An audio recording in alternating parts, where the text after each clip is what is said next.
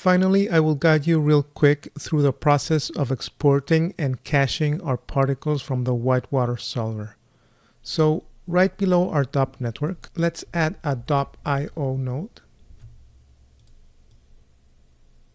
First of all, I'm going to drag this DOP network here under the DOP network name. And for the DOP node, I will dive into my DOP network, copy this whitewater object1 name, go back to my .io, and paste that name under the DOP node. Now under the presets, choose the particles option. And as you will notice, we will only be fetching the geometry field. So now let's add a ROP geometry output node.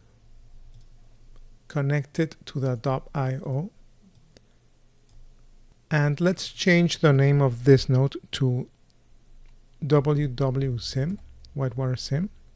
Press enter. And of course we want to cache the entire frame range.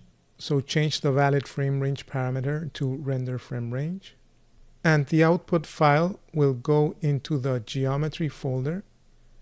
I will also create a folder with the name of my node. So type $OS. And then the name of the file can be $OS as well. So in the end, it will replace this variable with this name of the node.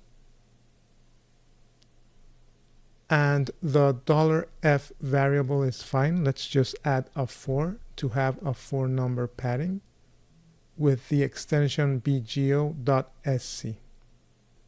So that's it. You would be ready at this point to hit the Save to Disk button. In my case, I have already cached this simulation, so I will lay down a file node. As usual, I will change its color to blue. And I can channel reference this output file by right-clicking on the parameter, copying the parameter, and back on my file node, right-clicking on the geometry file parameter, and pasting as a relative reference. And here it is. I could even go to the last frame and take a look at the result of the simulation. So finally, let's just add a null. As usual, we will call this out and change its color to black.